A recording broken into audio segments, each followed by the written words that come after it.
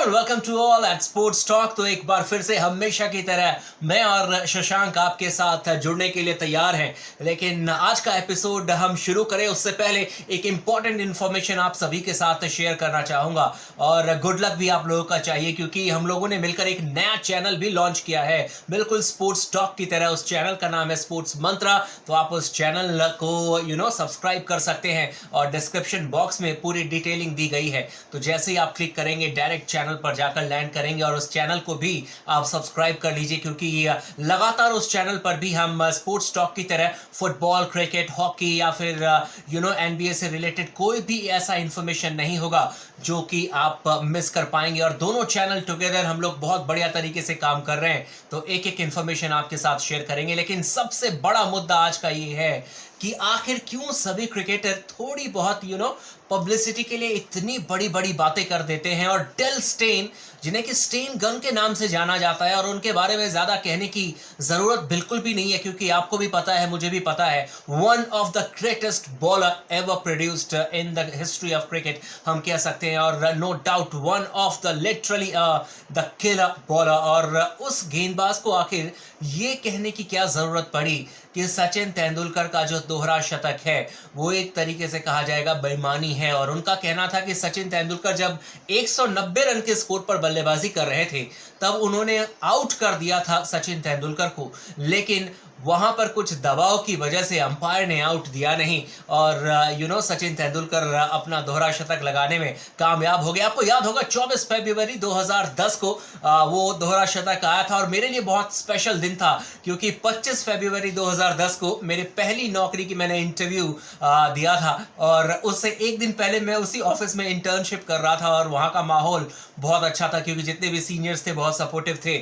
और बहुत अच्छा माहौल था। लेकिन उस मुद्दे पर हम बात करेंगे। सीधा शशांक के पास चलते हैं। शशांक, क्या वजह है कि डेल स्टेन को ये हरकत करने की जरूरत पड़ गई?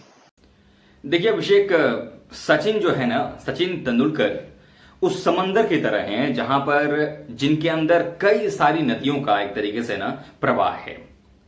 कई सारी नदियां आकर के उनके अंदर समाहित हो जाती हैं। आपने देखा होगा कि समंदर जो है हमेशा शांत होता है, वो कुछ कहता नहीं है, लेकिन उसकी शक्ति का अंदाजा आप इस बात से लगा सकते हैं जब तूफान आता है तो किस तरीके से जो है वो तबाही मचाता है। वैसे सचिन जो है क्रिकेट के मैदान पर तबाही मचाते रहे हैं, इसमें कहीं कोई शंका, कोई शक शुबा जो है वो नहीं रहा है। और हम सबको याद है, तूफान से याद आ रहा है मुझे शारजा का वो मुकाबला जब सैंडस्टॉर्म चला था, आपको भी अच्छे से याद होगा अभिषेक, किस तरीके से उस रेत वाले तूफान के बाद सचिन के बल्ले ने आग उगला था, और सचिन के बल्ले से जो तूफान निकली थी वो वाकई में वो कहीं ना कहीं दिखाता है कि सचिन किस तरीके के खिलाड़ी रहे हैं।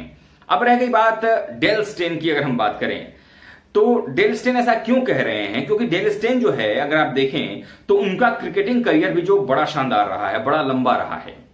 और किस तरीके से जब उनका जब डेब्यू हुआ था अंतर्राष्ट्रीय क्रिकेट में, और जिस तरीके से वो खेल रहे थे, वो एक अलग अंदाज था डेल स्टेन का, एक दहशत हुआ करती थी उनकी गेंदबाजी की। लेकिन कहते हैं ना कि विश्व में आप कहीं भी नाम कमा करके आए हों, लेकिन जब आप भारतीय सरजमी पर आते हैं तो आपकी असली जो परीक्षा होती है वो यहीं पर होती है, क्योंकि यहां पर आपको एक से बढ़कर एक भारतीय बल्लेबाजों से सामना होता है।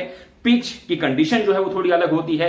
तो ये कहीं ना कहीं मुझे लगता है कि एक रवायत सी चली आई है कि जब आप बहुत दिनों तक शांत हो जाएं, आपके बारे में कोई आपका नाम न ले रहा हो, वैसे भी क्रिकेटिंग एक्शन जो है फिलहाल बंद है, और पूरे वर्ल्ड क्रिकेट में ये लगातार बात चल रही थी कि डेल स्टेन जो है वो संन्यास कब ले रहे हैं।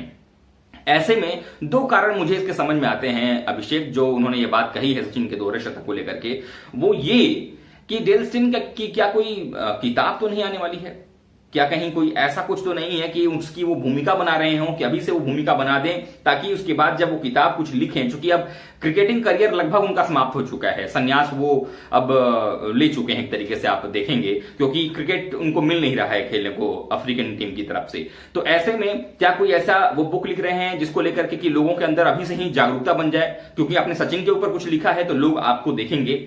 तो ये एक कारण हो सकता है। अदरवाइज सचिन के दोहरे शतक को लेकर के कोई शंका और कोई शक शुबा जो है वो नहीं है। और डेल स्टेन जो बात कह रहे हैं कि वो उस मैच में आउट थे, मुझे लगता है ये गलत बात है अभिषेक। और इस तरीके से 10 सालों के बाद ऐसा क्या लगा कि आप 2010 के ग्वालियर इंसिडेंट को उठा करके आज आप उस बात को कहने जा रहे हैं। मुझे लगता है कि इसमें कहीं ना कोई झोल झाल है। और डेल स्टेन को भी आप ज्यादा कुछ नहीं कह सकते क्योंकि वो उस कद के गेंदबाज रहे हैं। उन्होंने अपना जो एक नाम कमाया वर्ल्ड क्रिकेट में, वो भी काफी सराहे जाते हैं, काफी इज्जत के साथ उनको हम सब याद करते हैं। ऐसे में ये नहीं हो सकता है कि एक खिलाड़ी जो है दूसरे खिलाड़ी के बारे में कुछ ऐसा ही बात बोल दे। तो मुझे लगता है कि आने वाले समय में बहुत सारी चीजें क्लियर होंगी, लेकिन अभी जो स्थिति है वो साफ तौर पर यही है अभिषेक कि डेल स्टेन जो है वो कहीं ना कहीं की बातों में थोड़ी सच्चाई कम से कम तो नहीं झलक रही है। बिल्कुल सही कहा शशांक आपने। और ये कहकर डेल स्टेन ने कि सचिन तेंदुलकर को उन्होंने आउट कर दिया था और जो अंपायर थे उन्होंने आउट नहीं दिया, तो एक तरीके से कहा जाएगा कि ना सिर्फ उन्होंने अपने आप को अब क्रिटिसाइज कर लिया है, बल्कि ये भी कहेंगे आप कि कहीं ना कहीं क्वेश्चन मार्क जो है वो अब अंपायरिंग को लेकर भी उन्होंने उठा दी है। और अंपायर ने इसलिए आउट नहीं दिया, उनका कहना था क्योंकि ग्वालियर में मैच हो रहा था, इंडियन फैंस थे वहां पर, वनडे क्रिकेट में किसी ने डबल 100 लगाया नहीं था।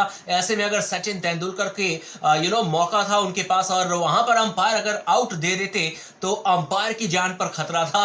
इस तरीके से हिंदुस्तान में तो वाकई में कभी क्रिकेट देखने को मिला नहीं है कि अंपायर ने अगर किसी को आउट दे दिया तो फिर उनके ऊपर जान के ऊपर खतरा हो जाएगा, लेकिन ऐसा हुआ नहीं है। और अगर ऐसी बात है तो फिर आप खुद ही सोचिए ना कि भारतीय टीम के साथ अंपायर्स ने क्या किया है। क्या हमने कभी पलट कर जवाब दिया? आपको याद होगा जब वीरेंद्र सहवाग के फैन हैं बहुत बड़े शशांक, और वीरेंद्र सहवाग का डेब्यू सीरीज चल रहा था अगर मैं गलत नहीं हूं शशांक 2004 में, और वहां पर 6 खिलाड़ियों को दक्षिण अफ्रीका में स्टीव बकनर ने बैन कर दिया था। क्यों? क्योंकि बहुत ज्यादा अपील कर रहे थे। ये भी एक हिस्ट्री है, उन्होंने बैन किया था। उसके बाद 2-3 सालों के बाद इनफैक्ट 2008 में आपको याद होगा अनिल कुंबले की कप्तानी में हम ऑलमोस्ट ऑस्ट्रेलिया में सीरीज जीतने वाले थे टेस्ट मैचेस में, जो कि विराट कोहली अभी कर कर आए हैं। वो कारनामा अनिल कुंबले की कप्तानी में होने वाली थी, लेकिन क्या हुआ वहां पर रिकी पॉन्टिंग ने इशारा किया कि बल्लेबाज आउट है और स्टीव बकनर ने उन्हें आउट दे दिया था। तो ये भी एक बहुत बड़ा क्वेश्चन मार्क था,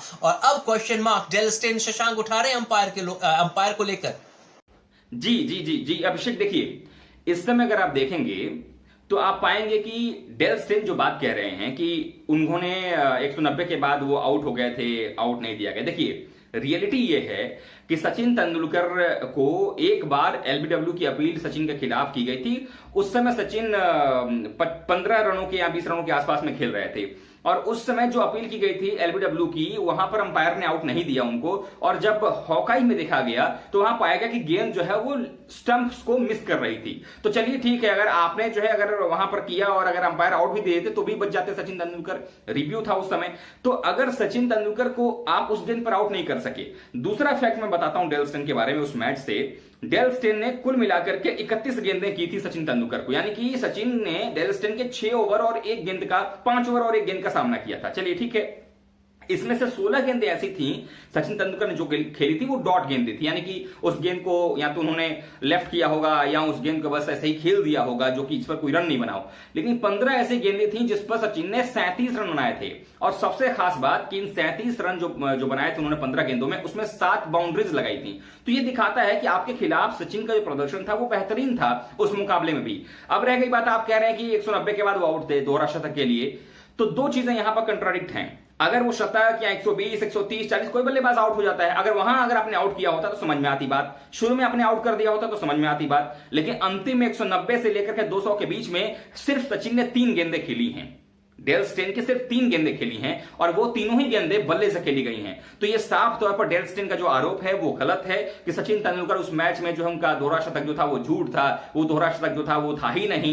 ये आरोप लगा रहे हैं डेल स्टेन सरासर। मुझे लगता है ये काम नहीं करना चाहिए। और एक बार फिर से मैं रिमाइंड कराना चाहूंगा कि ऐसे बहुत सारे इंसिडेंट्स जो है वर्ल्ड क्रिकेट में हुए हैं, जब किसी को अपनी बुक लिखनी होती है, कुछ ऐसा भड़काऊ, कुछ ऐसा कंट्राडिक्टरी चीज जो है वो अपने किताब में लिख देते हैं, ताकि आप जाकर उनकी किताब खरीदिए, उसका जो सेल है वो बढ़ाइए और उसके बाद पढ़िए, पता चलेगा उसमें कुछ है ही नहीं। मतलब किताब का जो कवर है वो कुछ और है, किताब के अंदर जो है कुछ और है। तो ये ही एक चीज हो सकती है कि आज डेल स्टेन ने सचिन के खिलाफ बोला है, कुछ ऐसा हो सकता है कि आगे चलकर के वो कुछ और किसी और खिलाड़ी के बारे में बोल दें। और ये भी हो सकता है कि देखिए आपने जो है इयन गुल्ड को भी कटघरे में खड़ा कर दिया, उस अंपायर को जिनको माना जाता है इस समय एलीट पैनल के वो अंपायर हैं, यानी कि टेस्ट मैचेस आईसीसी के लिए वो करते हैं, वनडे T20 में भी हैं। और ऐसे में एक रिस्पेक्टेड अंपायर पर भी आप उंगली खड़ी कर रहे हैं कि भाई उनका जो डिसीजन था वो गलत था, जबकि आपने उनके खिलाफ ऐसा सचिन के खिलाफ कोई डिसीजन मांगा ही नहीं इयन गुल्ड से, तो फिर उनका डिसीजन कहां से खराब हो सकता है। तो ये मुझे लगता है ये सिर्फ बेफजूल की बातें हैं, इसमें कहीं कोई सच्चाई, कहीं कोई यथार्थ जो है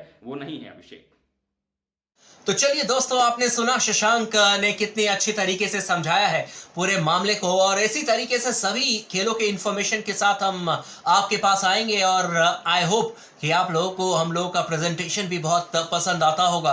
एंड आई होप कि फ्यूचर में इस चैनल को हम द बेस्ट चैनल मिलकर बनाएंगे, sports Mantra and sports talk. और जितने भी हमारे व्यूअर्स हैं, जितने भी हमारे फुटबॉल के सब्सक्राइबर हैं या फिर क्रिकेट के सब्सक्राइबर हैं, उस चैनल को प्रमोट कीजिए। और हम जितनी मेहनत कर रहे हैं, एफर्ट कर रहे हैं, उसको आप कम से कम अपने दोस्तों के बीच में शेयर कीजिए, क्योंकि एक चीज की मैं आपको गारंटी दे सकता हूं, the best presentation with the accurate news अगर आपको देखना है तो आप स्पोर्ट्स टॉक और स्पोर्ट्स मंत्रा पर डायरेक्ट आ सकते हैं और बिल्कुल स्पोर्ट्स के बारे में जितनी भी आपको इंफॉर्मेशन चाहिए वो आप ले सकते हैं। Signing off, Abhishek Kumar Jha.